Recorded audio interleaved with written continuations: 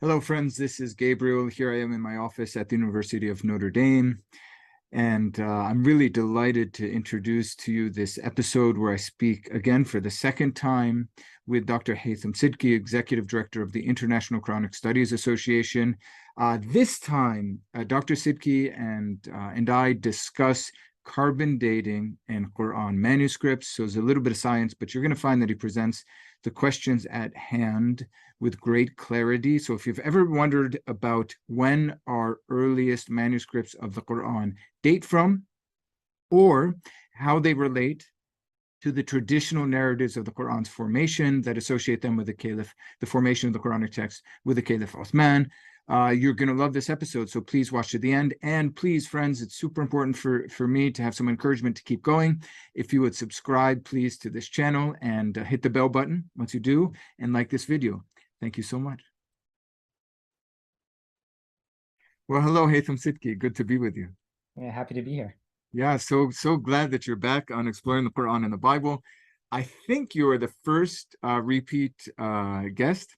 So I'm looking forward to speaking further with you, and especially the topic which is at hand for us in this discussion, which is the Quran and carbon dating. I think it's going to generate a lot of interest, and rightly so. It's been the subject of all sorts of back and forth among scholars and on the internet. It involves, or it calls for someone who not only knows Quranic studies, but can deal with some of the science. And I think you are the one. You are the chosen one for this task. So I thought I wouldn't go into a formal introduction. For those who would like to know a little bit more about the biography of Dr. Sidky, feel free to go to the first interview that we have here on Exploring the Quran and the Bible. Just as a reminder, though, Hythem Sidky is the Executive Director of the International Quranic Studies Association. He works in Quranic manuscripts and reading traditions of the Quran, but also has a scientific background. So we'll be speaking both about the Quranic studies angle and the science background. Is that okay as a beginning? Yeah, absolutely. I would just comment that though I am trained in the sciences, I'm not a specialist in radiocarbon dating. But I do have training in applied math and stats, and of course in analytical chemistry and science. And so that's the perspective I'm bringing to the conversation. Terrific, great. Okay, well, let's start with the Quranic studies business, just as sort of a set of foundation for the discussion, so we can understand why does this become so difficult to speak about? Why are there such sharp disagreements about carbon dating and what it means for our understanding of the Quran's formation? Just to have a firm foundation for this, let's begin with a traditional narrative of the Quran's formation. So many of our viewers or listeners will know that the Quran, as we know it, is associated with the project of the third Caliph, the Caliph Uthman, who reigned between 644 and 656, according to the traditional CE dates. Could you take it from there? What are the most important things if you were giving just an intro to the traditional narrative of the Quran's formation? Sure. Yeah. Thank you. I think that's a wonderful place to start. So, very broadly speaking, the traditional narrative states that when the Prophet Muhammad died, so around 632 CE, the Quran was not yet committed, or let's say collected, so put together in a book form or a codex, or however you want to describe that. The material that ended up forming this Quran as a text was known, either memorized by heart by companions or written down, you can say like on personal notes or on bones and tree bark and things like that. And the need to collect the Quranic material in a single codex arose during the reign of Abu Bakr, at the, I guess, persistence of Umar ibn al-Khattab, so who ended up being actually the second caliph. So a project was initiated, and a companion by the name of Zayd ibn Thabit was put in charge of compiling material from surviving witnesses, so individuals who had been witnesses to this text, whether they had written material down during the lifetime of the Prophet or memorized it. There are some differences in those details. So a codex was compiled, and that was the initial compilation that happened during the time of Abu Bakr. And then time went on. So Umar became caliph, and then he was assassinated, and then Uthman became caliph. And during his reign, there apparently was such large disagreement, primarily amongst the different armies and the garrison cities during the expansion of the Muslim Empire, that he essentially felt the need to unify the Muslim Empire upon one codex. And so a project was initiated. Again, the details vary, but the idea was anyone who has any copy of the Quran is to destroy it. Some reports say burn them, others say, just tear them up or just destroy them in general. And then Uthman was going to order a committee to make copies of this archetypal codex and send it out to the main Amsar. So the main Umayyad al-Amsar, the main cities, which typically would be Kufa, Basra, Medina, and then Syria. I think it's most likely Hims. A large army was stationed there, and other things like that as well. And then everyone is to copy their own personal codex from those master codices that were produced and sent out. And so this process, this project, the Uthmanic project, essentially was supposed to eliminate other codices that were circulating. So I think one important detail that I forgot to mention is before this project was enacted, different companions had different codices that were their own, that they were teaching their students. So someone like Ibn Mas'ud in Kufa in Iraq was teaching the Quran as he learned it from the Prophet, whereas someone like Abu Darda in Syria was teaching the Quran as he learned it, and Ubay in Medina, etc., etc. And there were sufficiently large differences that these different codices, these different versions of the Quran that were taught by the companions, allegedly caused a lot of conflict between their students. And so that was the impetus behind this project. Great. Yeah, it's a terrific introduction. We could spend our whole time speaking about criticisms of the traditional narrative and what does the manuscript evidence bring to bear to augment our understanding of that narrative. Maybe just to ask one further point about the narrative. In terms of an historical perspective, do we have evidence which would confirm the presence of those companion codices? That element of the story that there were earlier pre-Uthmanic codices. Now, just to clarify, I think you mentioned this, but the version that would have been collected by Abu Bakr would technically is not referred to, or correct me if I get this wrong, but is not referred to as a codex or mushaf because it was loose sheets. It was not actually bound together. And as much as I remember the traditional narrative, this is passed on to Omar and then to Hafsa, yes, and then eventually used as part of the materials that allowed Uthman to come up with his codex. But yeah, in terms of our ability to verify these pre-Uthmanic codices or the suhuf or the loose leaves that Abu Bakr actually collected, do we have any evidence that would point to that? Very good question. So of course, the actual, like those alleged, the suhuf of Hafsa that were with Hafsa, they don't survive, right? So there's no way to verify their existence from a material evidence perspective. But then, so on the question of the companion codices, that's a very interesting one. So what we do, we have a few things. So the first thing we have are references to the codices, but not just any references. So for example, let's take someone like Al-Farra. So Al-Farra was a student of Al-Kisa'i. So he dies, I think, 207 Hijri, so in the 3rd century, early 3rd century Hijri. And in he authors this work called Ma'ani al-Qur'an. And in Ma'ani al-Qur'an, which we have, so his work survived, he actually provides us eyewitness testimony from observations of the Masahif of Ibn Mas'ud, the codices of Ibn Mas'ud. So it's very interesting. He's very precise about his language. So sometimes he says, he transmits reports of things, وَقَرَأَ Abdullah, Abdullah read XYZ, but then sometimes he says, وَرَأَيْتْ فِي مَصَاحِفْ Abdullah, I saw in the codices of Abdullah ibn Mas'ud. And then sometimes he'll say, رَأَيْتْ فِي بَعْض مَصَاحِفْ Abdullah, I saw in some of the codices of Abdullah. And then the most interesting thing, is he has this one reference. He says, وَرَأَيْتْ فِي مُصْحَفْ الْحَارِث ibn Suwayd.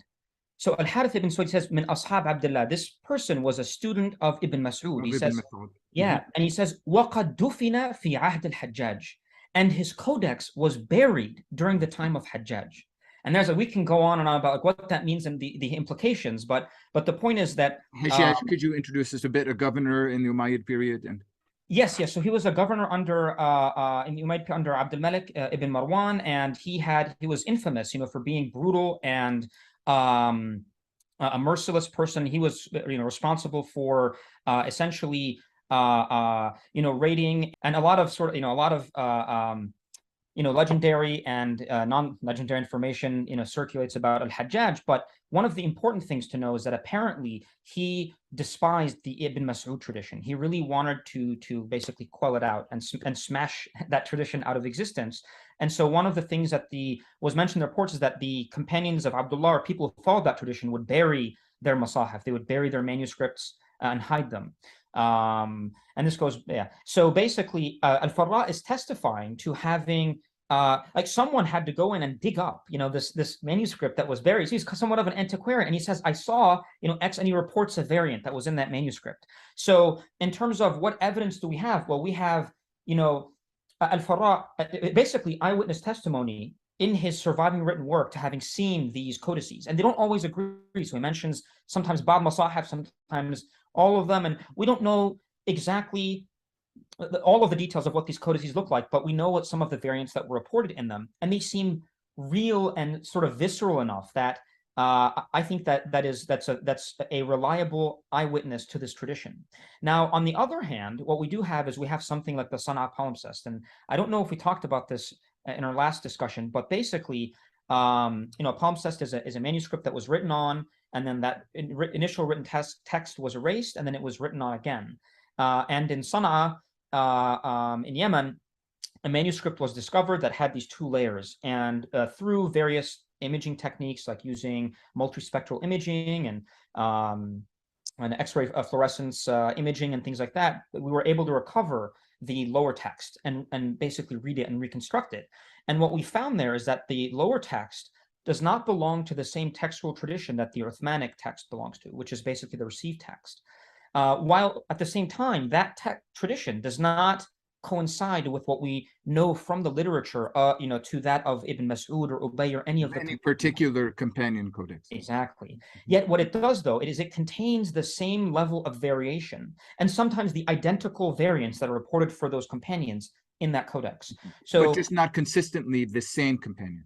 Exactly, yes. So you cannot say this is the codex of Ibn Mas'ud or the tradition of Ibn Mas'ud or Ubay or etc.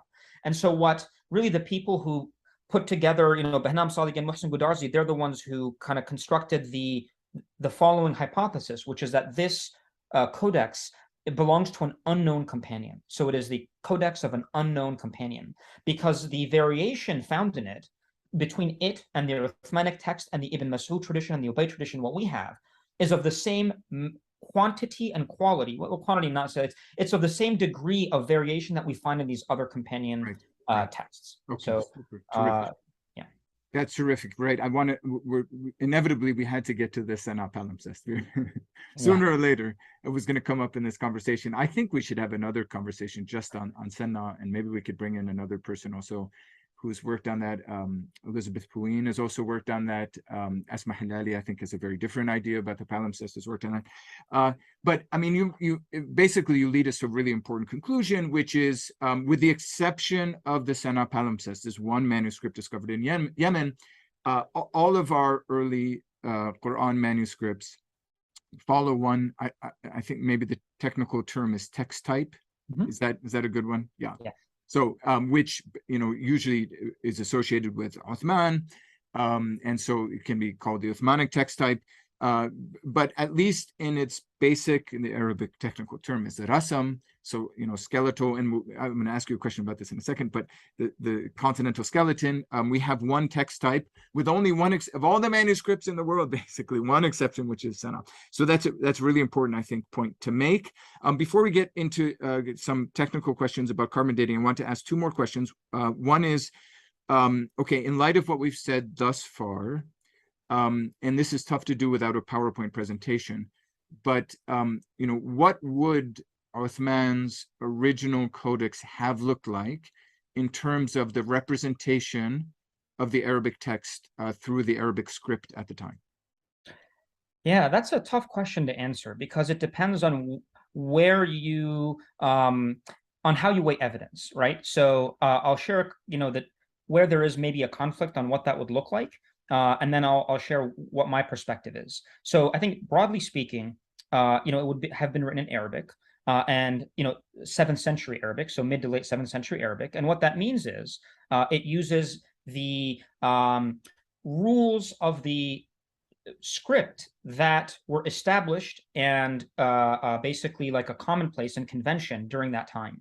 And one very important convention that existed at the time was this idea of defective spelling.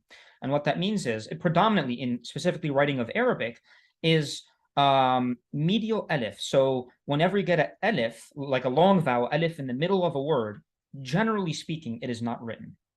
All right, so that's the generally speaking. So for example, if we have the word kitab, kaf ta alif ba, or the word which is book, or the word katib, kaf alif ta ba, so writer, those two would be written with this in the same manner, which is kaf ta ba. So the same 3 consonantal letters. So that's I think the most salient point to know about the consonantal representation of words. The other thing, which is now, this is where, so in general, it'd be written in a defective Arabic script. Now, there are things about Hamza and things like that, which I think we can't really get into. However, I think another important thing to point out, because this is where there's a source of discrepancy, has to do with consonantal dotting.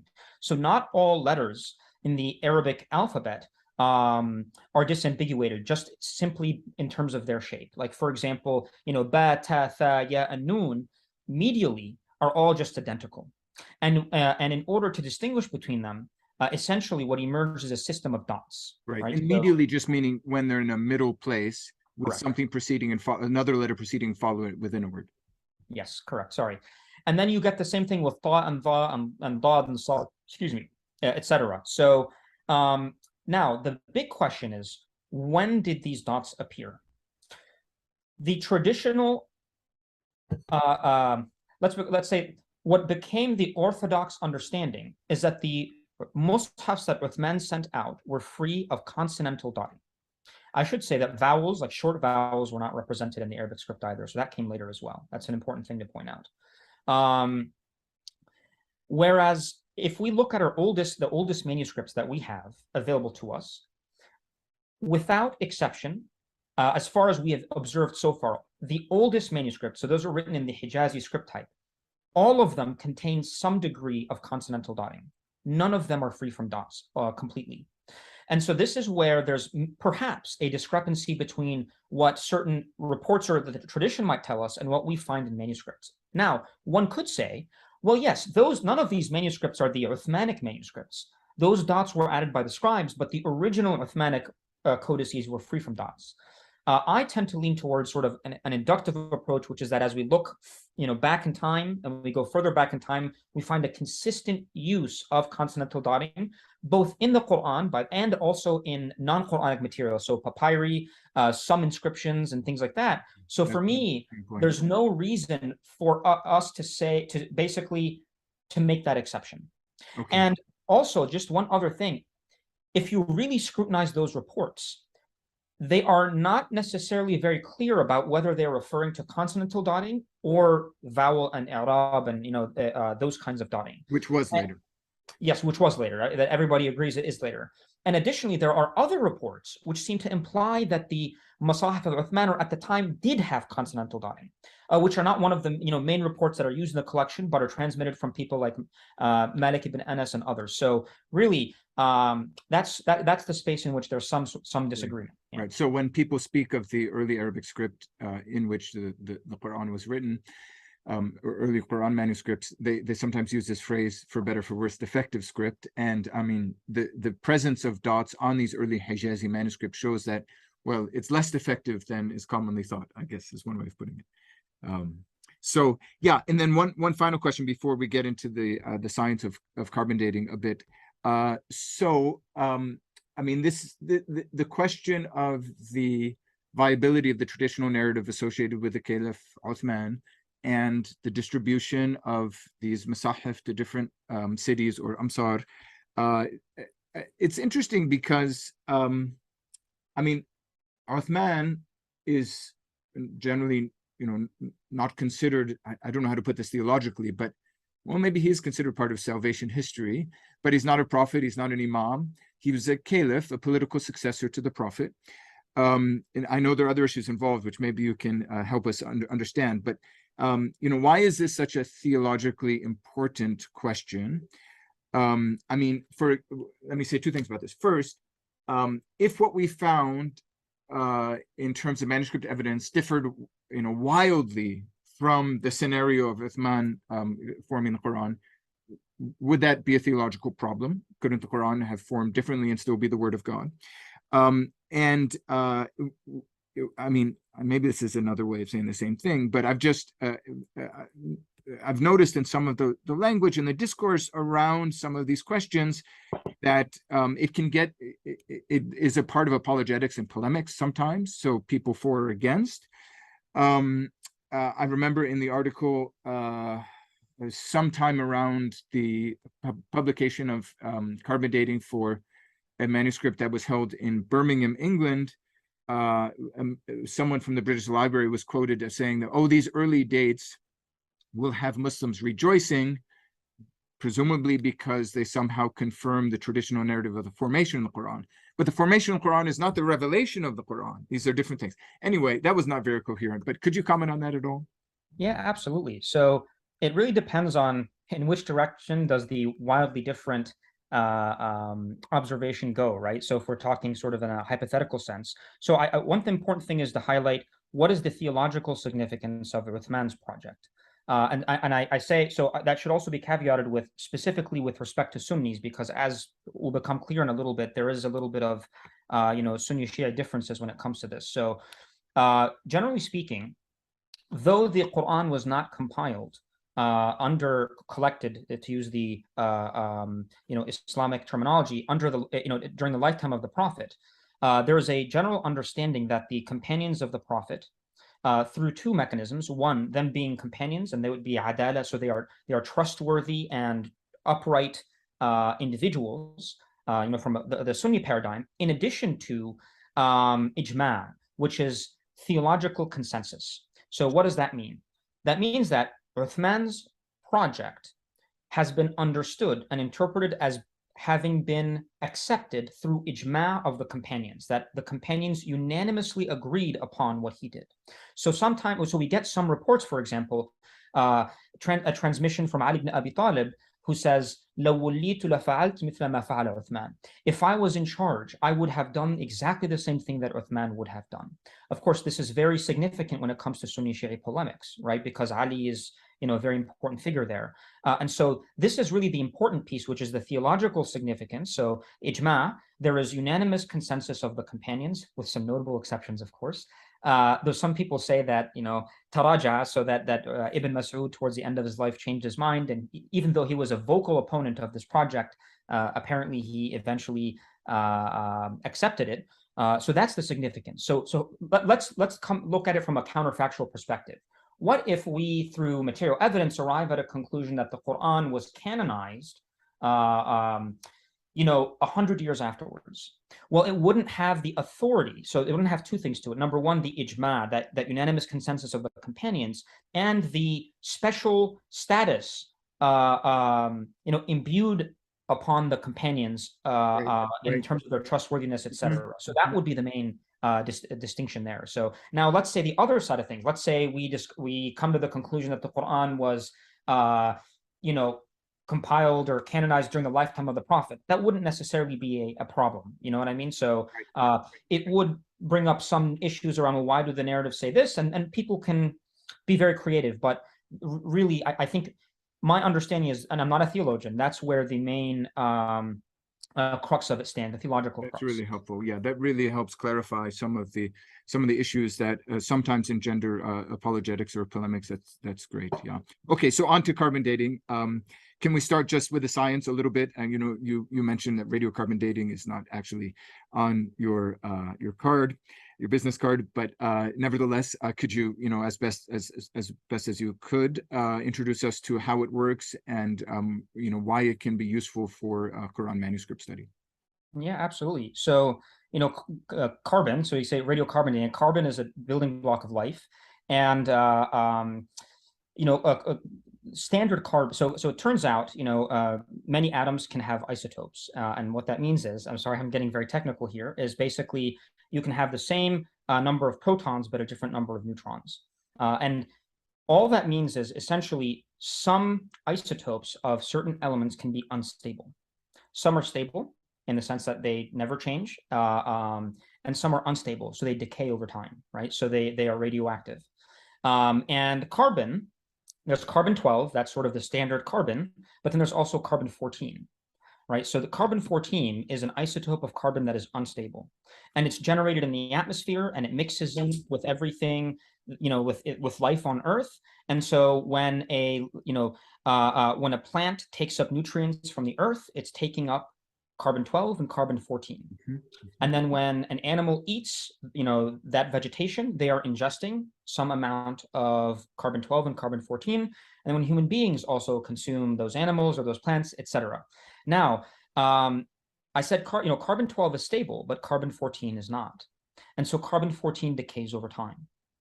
And what that means is, so if we take, let's say, an animal or a plant, some organism, for example, that stops interacting with the environment, it is no longer taking in carbon.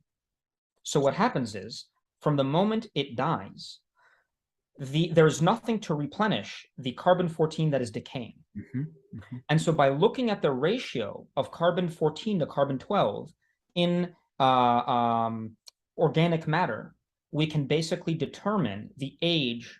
We can estimate the age of that matter because the decay of carbon-14 follows a specific law, you could say, of radioactive decay, and we can use that to model the expected age of that object based on. There's no ambiguity there in terms of the rate of decay. I mean, this is sort of consistent. Yeah, so it's very precisely known. Now, here's the thing, right? So radioactive decay is a random process. However, it has a very well-defined average over the time spans that we're interested in. Okay, that's an important distinction, right? Could you just explain that a little bit more? So you can't actually know for sure when an atom is going to decay, but correct. So if I'm watching this carbon, like let's say I have this amazing microscope and I can watch this carbon atom right here, I can't tell you I cannot predict to you the instant it is going to decay. That moment of decay will be random. But what I can do is I can speak about a population and I can talk about it in terms of half-life. So how much time does it take for half of the radioactive material to decay? And that at the population level is very well defined. Great. Okay. And now, so the only reason why this is useful for Quran manuscript study is because our early manuscripts are from organic material, right? And specifically parchment, and maybe papyrus, I don't know, but most of our manuscripts are on parchment, which is animal skin. Yeah, anything important to know about that? I mean, other than what we would calculate from carbon dating is from the moment that the animal died, apparently, and not when someone put ink on the parchment. Yeah, do you want to add anything about that? Yes. So that's a very good, that was one important thing to note, which is basically what we can date is we can date when the animal stopped interacting with its environment. So when it dies, and not necessarily, its skin was converted into parchment and written upon. But we can, but there are ways to kind of make pretty safe inferences about the time gap between when an animal died and when its parchment was written on. Another thing a very important thing to note is, even though radiocarbon decay is very, very well defined, like the time scale in that process, it turns out that the amount of the ratio of carbon-14 to carbon-12 in the atmosphere was not constant over time. So it changed for various, reasons. And so what that means is, in order to take that ratio that you measure from a sample and convert it into a calendar date. So we can talk about radiocarbon years, which is basically determined by that ratio. And then you talk about, well, calendar years. I want to know, give me a date, AD, CE, BCE, of when this animal died, for example. You have to go through this process of calibration. And that maps, that converts between the radiocarbon year age to the calendar age. And the best way to describe, the best analogy I think I can give is that of a thermometer, right? So let's say you have a thermometer and you're measuring your body temperature. So the thermometer probably has something called a thermistor in it. So basically it measures, so as temperature changes, the resistance of the material in there changes. But the resistance is resistance, it's not temperature. So what you have to do is you have to calibrate that thermometer to say, okay, a resistance of X means a temperature of A, and a resistance of Y means a temperature of B. And so what you could do is you could take a thermometer, you could stick it in an ice bath, and in an ice bath, you know that is 0 degrees Celsius. And then you could stick it in boiling water, and you know that's 100 degrees Celsius. And then you can fit a curve, and then that will calibrate, that will convert that measure of resistance into a unit that is meaningful to us, which is temperature. So in the same way, the ratio of carbon-14 to carbon-12 is something that we're measuring. That's the equivalent of the resistance in my analogy. And then we have a calibration curve that converts it to something that is meaningful to us, which is the calendar year. Okay, I'm not sure if what I'm about to say is directly related to that point, but I've heard and read at times that environmental factors are important. So depending on where the parchment was stored, the carbon dating process might be different. Is this related to calibration, and does this make it actually difficult in the case of Qur'an manuscripts and the locations in which they're stored? Excellent question. So another assumption, this is not scripted. So another assumption is that in early on, so was that, okay, there's good mixing, or like, all the atmosphere is perfectly well mixed. So what that means is, if we're saying, the ratio, of carbon-14 to carbon-12 is changing throughout time, the initial assumption is that it is changing with time, but it's not changing with space. And what that means is, like right now, that ratio where I am, so in the, the DC area, is the same as that ratio where you are, at Notre Dame. So yeah, so in Indiana. So maybe that holds, maybe that doesn't. And so one of the interesting, I guess you could say, discovery is that actually, the Earth, modeling the Earth as like this well-mixed system doesn't necessarily hold true. And their primary difference is between the northern hemisphere and the southern hemisphere. Okay. So it's very difficult to make, or one should not make the assumption that things are well mixed between the northern hemisphere and the southern hemisphere. Of course, the other issue is, as you go from the northern to the southern hemisphere, it's not like a step function, right? So there's a transition zone. So what do things look like in that transition zone? And then there are other things, for example, like, well, what about altitude? Does that affect things? What about, certain parts of being in certain regions? So one interesting thing that has come up in research recently is the observation that there could be regional offsets.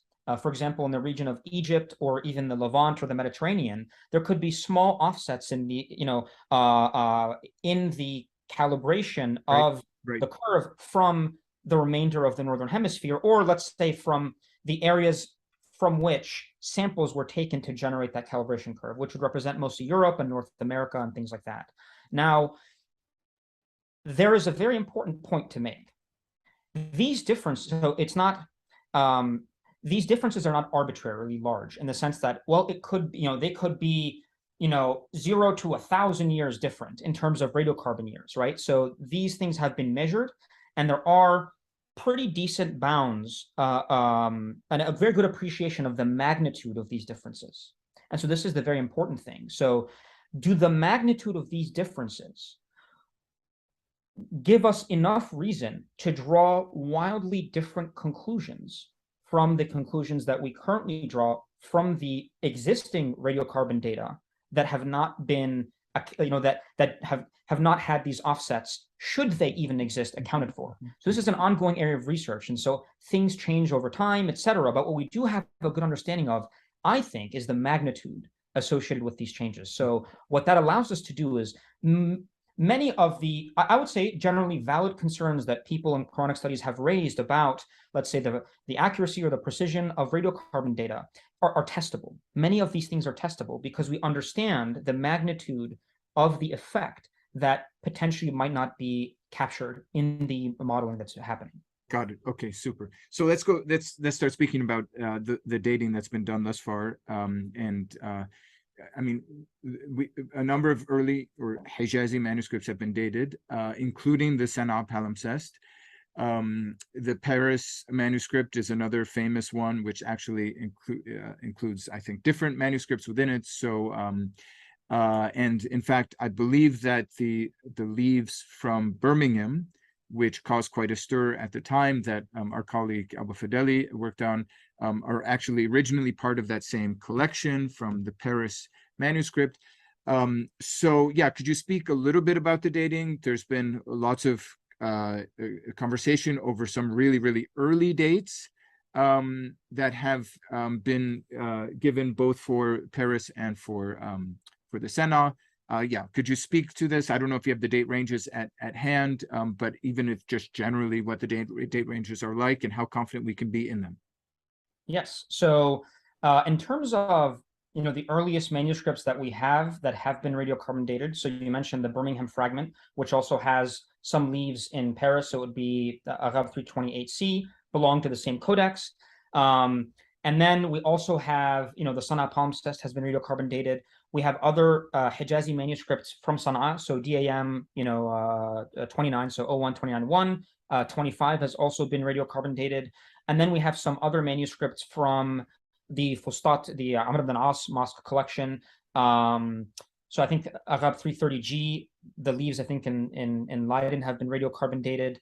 And then the Chester Beatty manuscript 1615-1, sorry, has also been radiocarbon dated. And one thing, so to give credit where credit is due, so the Corpus Chronicum project has really done a phenomenal job at pushing the envelope in terms of gaining access to these manuscripts, collecting samples and getting them dated and publishing those dates for all of us to basically see. So they have really been at the forefront of driving systematic radiocarbon dating of early manuscripts. So with that being said, the earliest dates we have on manuscripts are, number one, the Birmingham fragment.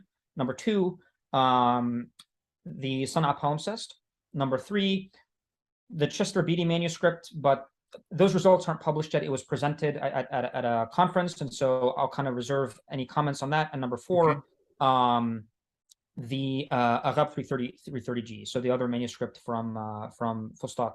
So yes, the general range they fall under is somewhere, let's say from like roughly 600 to 650, something in that range. Now, one thing that's important to understand. So how does one go about interpreting these results? So the first thing is, well, when did the Uthmanic project take place? If we are to say that these manuscripts are descendant from the Uthmanic text type, when did this project happen? Setting aside the palimpsest, because that's a different text type, the other ones, well, the general date that is used both, in, let's say, the East and the West is 650 CE, when this project took place. But in fact, I think there's actually no reason to assume it took place during 650. We actually don't have enough detail to identify it at that level of resolution. I think the most conservative thing we can say when we talk about Uthman is his reign. So this project took place, if it were to have taken place, somewhere between 644, I think, so 24 Hijri, to 656. So sometime in that window, right? And then there's the issue of, well, how do you understand, let's say, the date of the Birmingham manuscript in light of this?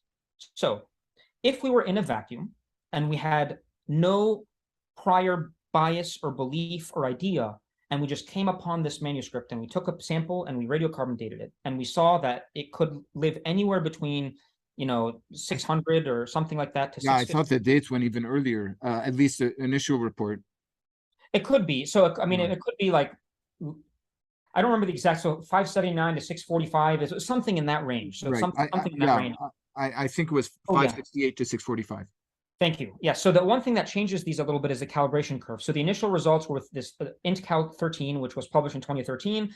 And then if you recalibrate it with IntCal 20, which was released in 2020, I think the date shifted just a few years to the right, just a few years. Okay. But here's a key thing. So let's go through a thought experiment. So, let's say I make the following statement. Gabriel Said Reynolds was a professor at the University of Notre Dame sometime between 1900 and 2100. All right, so I just gave you a window of time when you were a professor there. Now, that does not mean that you were a professor there during 2100 or 1900. It just means that you could have been a professor there at any point in time during that window. Or even 2000, or even the middle date. Oh, correct. It could be anything, right? So I'm giving you a range of possibilities. So that's one thing to understand with radiocarbon dating is it gives a distribution, a probability distribution. And you can't just split it in two and take the average or median date and come up with your answer. Yeah, correct. You absolutely cannot do that. Number one, because the distributions are not Gaussian, so they're not like bell-shaped when you calibrate them. But number two, because the probability through radiocarbon dating of an object being from 1 year is infinitesimally small. So what you're interested in is when you want to ask probative questions, you're interested in the area under the curve. What is the likelihood or the probability that this, let's say manuscript dates from before 650 or after 632? So you can ask questions like that and you can get percentages. You can get probabilities. The probability is 0.9, 0.8, or 90%, 80%. Those are the kinds of questions that one can ask. So to go back, to really start building up, I think, like fundamental building blocks, if all we didn't know the context, we had no historical context for the Birmingham fragment that was radiocarbon dated, we didn't even know what was on it, and we got that interval, we could really say, well, I think that this date is more likely, or I think that this date is more likely due to other factors, external factors that would influence our decision behind preferring a certain date range compared to another date range, right? So this is where external evidence does affect how we interpret these results. The other important thing sorry to jump in there, but so you would bring to bear the evidence of the manuscripts themselves, of the reports and traditions themselves, of critical reading of these akhbar or a hadith regarding the collection. Yeah, so one could, right? So one could. I'm not saying that you have to, but one could do that to bring that in.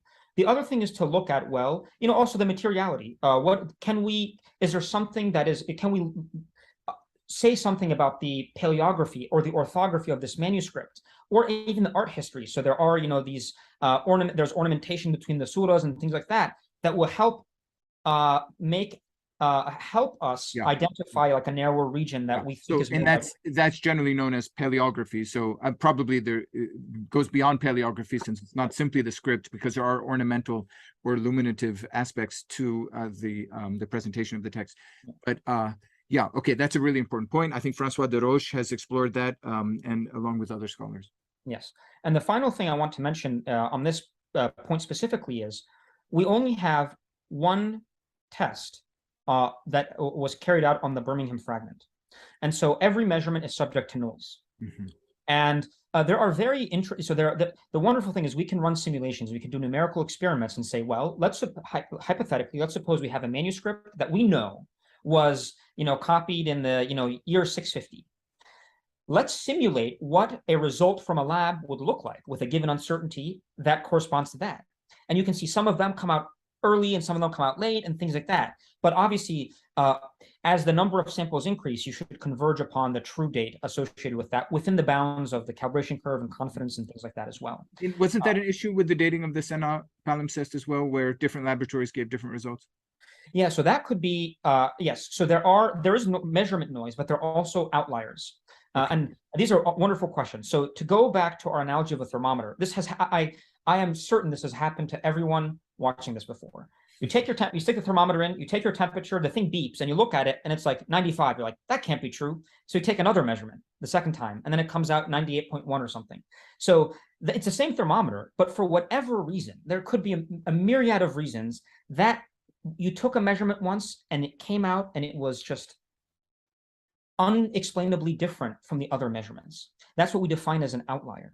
And there are statistical tests we can carry out to identify outliers and use criteria to say, this is an outlier, and this is why it shouldn't be included in our average. Right, right. And I think if that, hopefully that, or standing on the scale, you're weighing yourself, hopefully that experience everyone's kind of lived through. And whether the instrument you're using is, $5 that you bought at the, CVS, or a multi-million-dollar instrument, outliers happen exactly with some frequency. Yeah, super. Yeah. So, I mean, it's interesting because the way the debate unfolds, and sometimes there are people who know the science that are part of the debate, and others who are not, that are trying to get into the scrum anyway. But the way the debate unfolds is there are people who, for different reasons, argue for a post-Uthmanic date. Maybe Abd al-Malik or maybe al-Hajjaj in particular was involved for some reason. And so you see that, and that argument has been made on paleographic, because we're just speaking about paleographic grounds, that this sort of text, in light of what we know of the development of the Arabic script, wouldn't have appeared until the late 7th century, possibly early 8th century. There are other people who argue that the C14 dating, and I've made this point, actually points to something very, very early, earlier than 650. So, I mean, on other grounds, I'm in the camp of a very early Qur'an. Fred Donner has made arguments about this as well, in light of the nature of the early tafsir, in their understanding of the transmission of the Quranic text, in light of the language and the difference in language between Hadith and Qur'an. And you've obviously argued with the evidence of the transmission of the text in the manuscripts. One argument for people who want to push a later date is we have done carbon dating on certain manuscripts which are later. I imagine they're Kufic, but you can correct me, that are dated. So another important point to make is our Hijazi manuscripts are not dated. No one has written in a colophon or a little note at the end of the text, I, Zayd, or whoever, Fulan, wrote this down in the year X. But we do have later, again, I think they're Kufic, probably Abbasid Qur'ans, which do have those dates and which have been carbon dating. And I've read the point that there's a discrepancy between the carbon dating and the actual date of that's written down in the manuscript. Yeah, a lot of very interesting questions. So I think some of these things can fall under the same umbrella, which is that of reporting.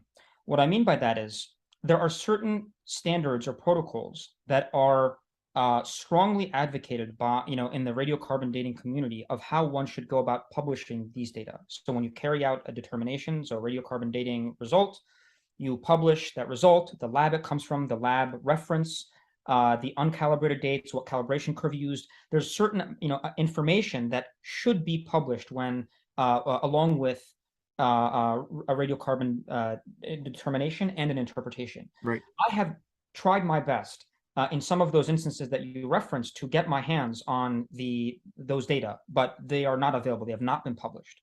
Okay. So I cannot speak about them because I don't know what the raw data look like. Okay. Right. And so, and when you read the discussion associated with it, it is an interpretation of the data, talking about the most probable date or this or things like that, which are not necessarily the most correct things to look at when you are trying to compare like a colophon or something like that, or a waqf with the radiocarbon date from a manuscript. So I actually cannot speak about that data. What I can speak about are published data where we have the proper, radiocarbon dating information published along with the results. So, for example, under the auspices of the Corpus Coranicum project, a papyrus was dated. It is not Quranic material, but it's a dated papyrus to something like 714 CE. I don't remember the exact date, but it's part of, I think, the Qurra collection. Mm-hmm. And the it was dated, and the radiocarbon date matched perfectly the date that was written on the piece of papyrus. So, and they did their due diligence in terms of publishing all the information necessary for someone to critically analyze that data. You see, so that's also another issue, is like when someone reports something and just gives like calendar dates, I can't do much with that in terms of Right, scrutinizing right, it or criticizing it right, in any way, because I don't have enough information right, available to me. right. Yes. So that's one aspect. The other aspect would be, with the later dating and things like that. So with folks who so folks who point to like a later date, whether it's Abdul Malik or Hajjaj or etc. This goes back to what I mentioned earlier about things being testable. So they, in general, those discussions, they bring up certain concerns that are all valid. They're all valid concerns about the calibration curves, the applicability of them to those manuscripts, time that might have gone between when the animal died and when the parchment was written on, all kinds of things. Those are all valid concerns. The thing is, they are testable. So we can put bounds around the orders of magnitude associated with each of these effects, and we can say, does it change our conclusion? And what I'm hoping to present about at Iqsa, which is on this subject, is to show that when you look at all these effects, they still cannot, cannot reconcile, the later dating, proposed dating, so let's say the Abd al-Malik Hajjaj time, like late 7th century, with some of the earliest dates that we have. But when you account for these effects, which again are very valid concerns, everything fits in perfectly with, or sometime around 650, or let's say during the reign of Uthman. So that's the key distinction, is that even by accounting for these different effects, you are still looking at a large discrepancy in terms of the date. So that's what I would say there. So Right. Okay. Thank you. Yeah, and just to give a little plug, why not do it right now for the International Quranic Studies Association that you just referred to, Iqsa? Yeah. So Dr. Sidky, as mentioned earlier, is the executive director, and we've both been involved in different ways through the years. And you'll be presenting on this topic. Who knows when our friends viewing are watching this particular episode? So either soon or it already took place, but in September 2022. And I just say, anyone interested in getting more involved with the International Quranic Studies Association, our URL, can you give us a URL or any more information that you'd like to plug? Yeah, it's iqsaweb.org. We actually have, again, who knows when this is going to be watched, but we have some very exciting announcements that we're making at our annual meeting in Palermo. And that also involves a number of initiatives to get more engagement from the public people who are interested in Quranic studies, in engaging with, the leading scholars in the field, but aren't necessarily academics or, that committed to it. So that's a really important yes, yeah. We're very, yeah, very this marks really sort of a watershed for a learned society where we're continuing the cutting edge technical research and advancing the field as much as possible with a spirit of collegiality, and developing initiatives for public education and reaching a broader audience of people interested in academic Quranic studies. We're just about at the end. Is there something I missed? Please go ahead. Yes. Is there something I should have asked and didn't? No, so actually I remembered one thing you mentioned during your previous question, which is that I think one area where that is underutilized in developing a chronology for Quranic manuscripts is actually epigraphy. So I was on a survey in Saudi Arabia last year, I can't remember now, time flies, but with my colleague and friend Ahmed Al-Jallad, and looking at other things, but we actually documented an inscription. It's in Mecca, so it's actually in Mecca, and it is a Quranic quotation. We're not the first to document this. I think if someone searches on the internet, they can find other photos of it. But I think I'm the first person to make to link the paleography with the dating of the inscription and Quranic manuscripts. So it's actually a dated inscription, and it features Quran. But what's very interesting is it perfectly falls into the Roche's script type classification. So it is B1b. That is the script type of this inscription. It is Quran, and it is dated to the year 84. And there are other ones that are dated to year 80, etc. So what's very interesting about this is, here, this is the equivalent of us finding an old manuscript that's written in this B1b script style that has at the very end a date. With the date. Right? Mm-hmm. Exactly. So now we have this piece of data. So it's dated to the year 84. And it fits in. So this is B1b. And then, prior to B1b, we have B1a, and then we have Hijazi. So this is a sort of prototypical development of Hijazi script Of course, it can branch off and things like that, but you have Hijazi that goes to this B1A script that goes to B1B. Now we have a good number. So we have 3 so far, and actually a 4th one that's been dated but not published yet, coming soon, B1A manuscripts that have been dated. All right. So of course, some disclaimers. There's nothing to say that the timeline of these script types could not have overlapped, right? And so that's one very important thing to realize. However, the dates of these manuscripts are perfectly consistent as being placed somewhat earlier in the late 1st century, preceding the B1B inscription that we have. All right, that's dated. It's dated to the year 84. So this yeah. So and then when you look at the dates for the Hijazi manuscripts and also these 330G style, which are unclassified, they come in earlier than the B1A manuscripts we have.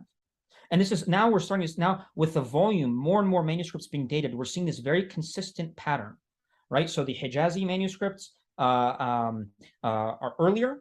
Then we have the B1A group, and then we have the dated B1B inscription, and we have other B1B manuscripts that have not yet been dated. And then now, just recently, actually, the Corpus Chronicum, so Michael Marks and Ali Aghai, they published a paper on the radiocarbon dating of several manuscripts from the National Museum of Iran, so the library there, sorry.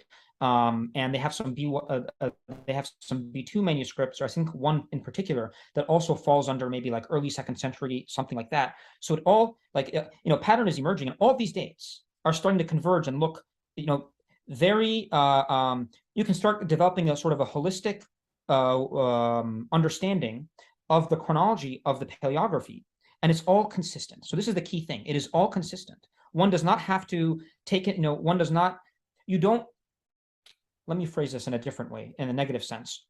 Were it inconsistent, then one could call into question many of these effects that we're talking about. Well, here's a reason why it could be inconsistent, because, these manuscripts might have been produced in Yemen, and because Yemen is at high altitude and close to this, intertropical convergence zone, and all these kinds of things could be happening. But in fact, all these manuscripts so far, outliers aside, have sort of a demonstrably consistent timeline, chronology that is consistent with our understanding and come from different areas. So now we've brought in paleography, we've brought in epigraphy, we've brought in radiocarbon dating, and some might even point to like art history for some manuscripts as well. So you have all these things coming together and painting a very consistent, uniform portrait that is also consistent with schematic analysis, that is consistent with the language and the orthography of the Qur'an and other inscriptions from the time period. And so it is a convergence of independent pieces of evidence that make it, for me at the very least, highly unlikely that other wildly different scenarios are likely at play here because of the explanatory power of all these different pieces of evidence. Thank you. Yeah, that was very articulate and very impressive. I hope we can continue the conversation in future episodes. Maybe I can convince you to be a regular. Great. Yeah. So thank you so much. And just a word to everyone about the importance of Dr. Sidky's research. I think I would say look him up on academia. Maybe you'll mention in a moment other places to stay in touch with you. But there are contributions that he makes that go beyond his particular publications, because you really, Hythem, set a standard for collegiality.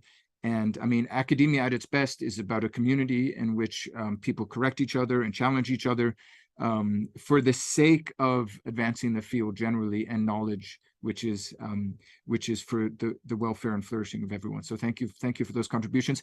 Am I right about academia? Is that a good place to find your publications? And are there other places where you'd suggest people stay in touch with your work? Yeah, I'm no longer on social media, so I think the best place to to keep in touch with my work is on academia and on platforms like yours. So you're very kind, and I think your channel is definitely underrated. So I definitely encourage anyone who might be watching this far into the interview to subscribe, like, and share, because I think there are very few, if not no, platforms out there like like your platform here, where you're able to bring in experts from all different backgrounds, talking about the Quran and talking about the Bible and enlightening all of us. I'm a regular viewer of your channel, and I learn a lot from all the guests that you bring on. So thank you. Thank you so much, Hythem. That means a lot to me. Yeah, and we'll see you next time. Sounds good. Well, friends, thanks for being with us for this episode of Exploring the Quran and the Bible. I hope you found it to be an edifying discussion. I really hope that you find generally the content on this channel to be useful.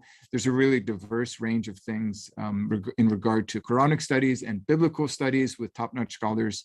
And we'll be really grateful for your support. So please don't hesitate to like the videos, starting with this one maybe, to subscribe to the channel and to share the news with your friends about exploring the Quran and the Bible.